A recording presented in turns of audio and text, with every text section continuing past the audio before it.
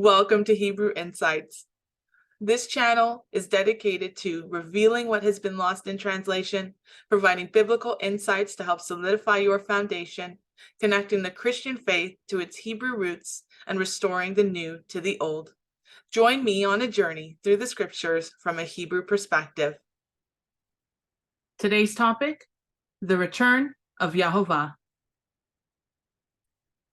Genesis 3:8-13 is the story of the human beings being summoned to court to appear before the judge as the defendant to give an account of the offense they've been charged with. It is in detail, described item by item, and gives the full particulars. It is in focus, a state in which things are seen clearly and sharply, a state or condition in which something can be clearly understood. In Genesis 3:8, we read in the English, "And they heard the sound of the Lord God walking in the garden in the cool of the day. And Adam and his wife hid themselves from the presence of the Lord God among the trees of the garden." The first word we're going to look at is translated in the English as heard. It is shama in the Hebrew, and it means to hear, to understand, and to obey. It also means to announce, to proclaim. It also means to assemble and to summon. It is a hearing, a report, and it also means to apprehend, which is to anticipate something with uneasiness or fear. The next word we're going to look at is translated in the English as sound. It is kol in the Hebrew, and it means to give an audible signal to indicate something. It is to express or communicate a message or information. It is also a warning. The next word we're going to look at is translated in the English as walking. It is halach in the Hebrew, and it means to move to and fro. It also means to lead.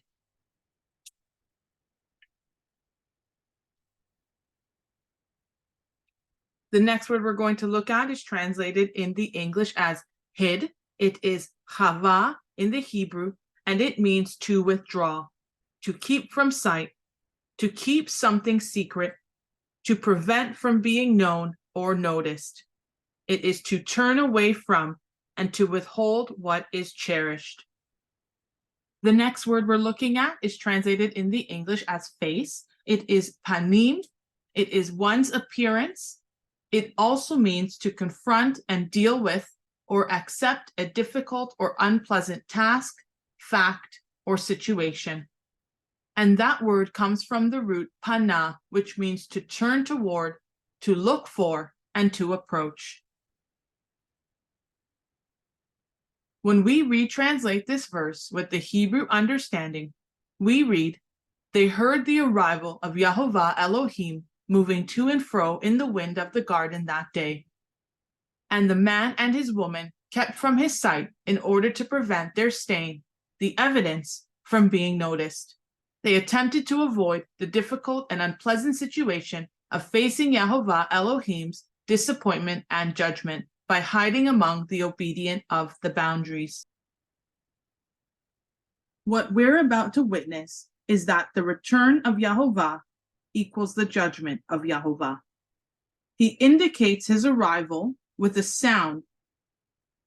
The sound of Yehovah was the proclamation that went forth for them to assemble themselves to meet the king upon his arrival. Think of a royal procession. Instead, they were terrified when they heard the sound of Yehovah because they did not hear and obey Yehovah, and they now have to come face to face with the consequences and its sufferings. This is what the Bible means when it says that the day of Yehovah, the return of Yehovah, will come like a thief in the night.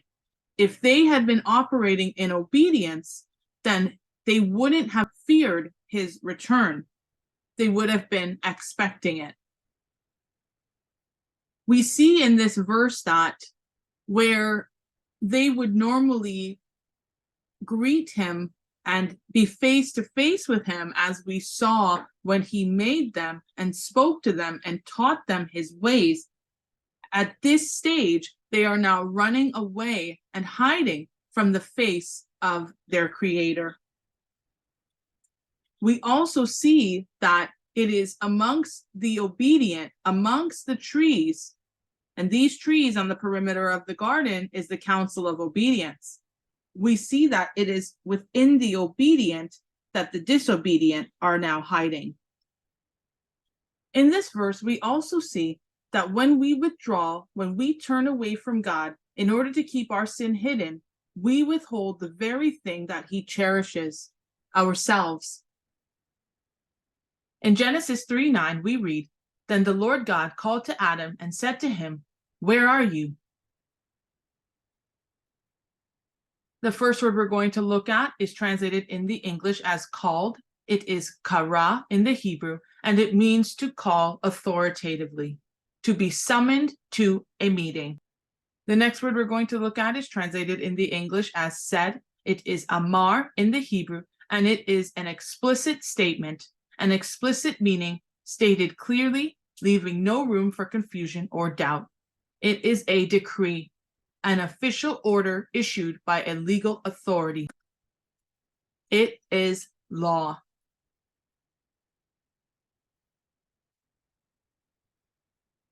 When we retranslate this verse with the Hebrew understanding, we read, Yehovah Elohim summoned the man to a meeting, and when he didn't show up, he demanded the presence of the man, declaring to him, "Present yourself before me."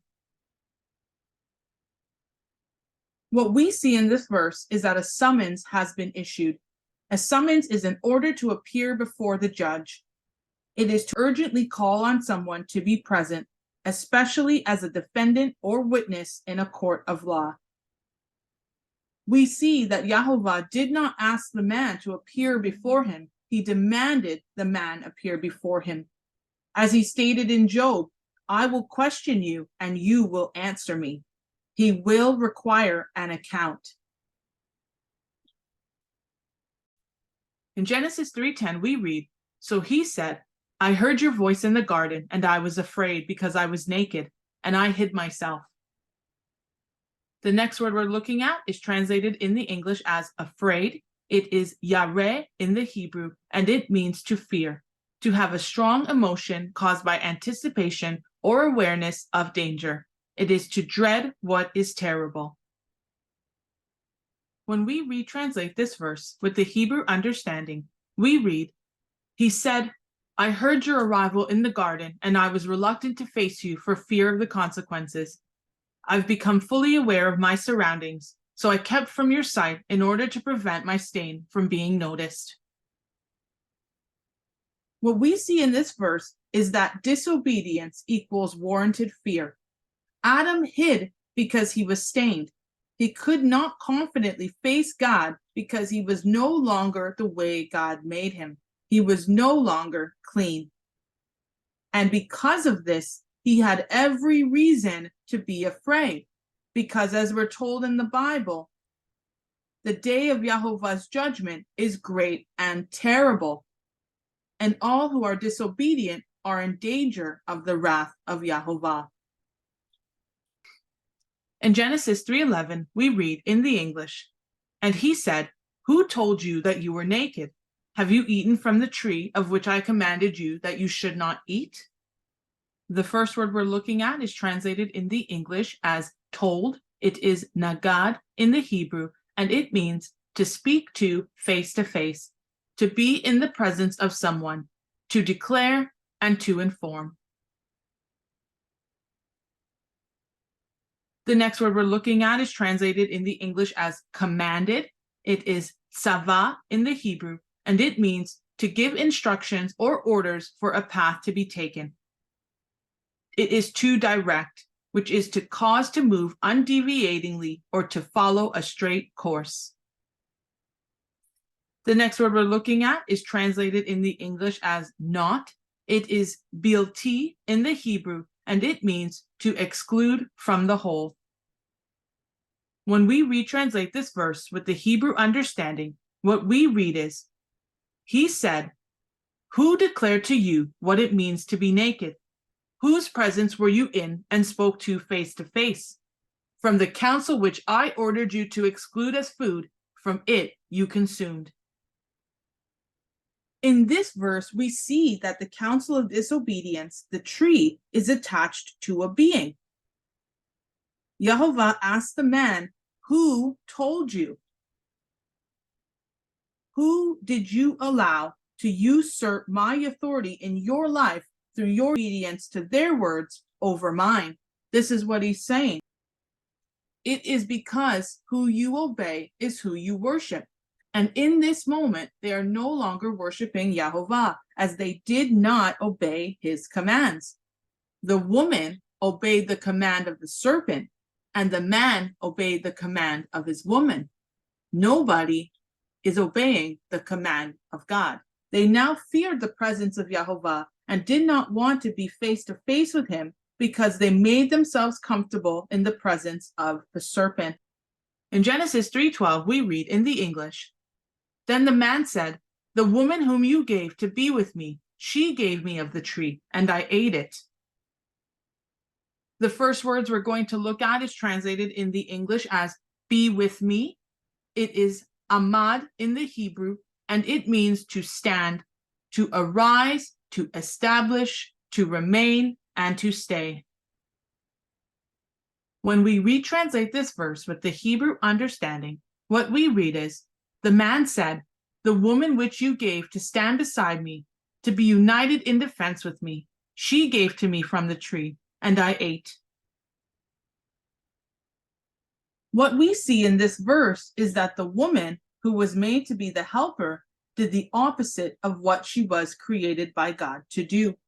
And we know in the scriptures that when a vessel is marred, God will remake it for a different purpose. He states in Romans that he has vessels for honor and for dishonor.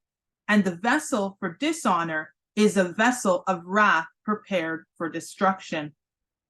In Genesis 3:13, we read in the English, "And the Lord God said to the woman, 'What is this you have done?' The woman said, 'The serpent deceived me, and I ate.'" The first word we're going to look at is translated in the English as deceived. It is nasha in the Hebrew, and it means to deprive of by fraud. And fraud is an unlawful deception intended to result in financial or personal gain. It is to injure another. It also means to lead astray and to be unfaithful. When we retranslate this verse with the Hebrew understanding, what we read is, "And Yehovah Elohim said to the woman, 'What is this you have done?' The woman said, 'The serpent led me astray to be unfaithful, and I ate.'" In this verse, we see that the serpent's sole purpose is to lead the human being astray, to have them be unfaithful in order to remove them from the covering of their Creator. And we see this over and over again throughout the entirety of the scriptures. Here are your connections for this week. Verse 8.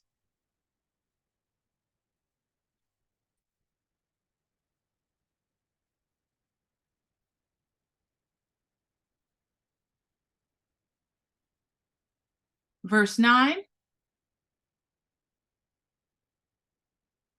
Verse 10. Verse 11. And verse 13. I'd like to close in prayer. Yehovah bless you and guard you. Yehovah make his face shine upon you and grant you favor. Yehovah lift up his face toward you and grant you restitution. Place my name upon the children of Israel, and I will bless them. Be sure to follow me on Instagram at Hebrew Insights, or click the subscription button in order to receive notifications regarding next week's video. Until then, Yehovah bless you and guard you.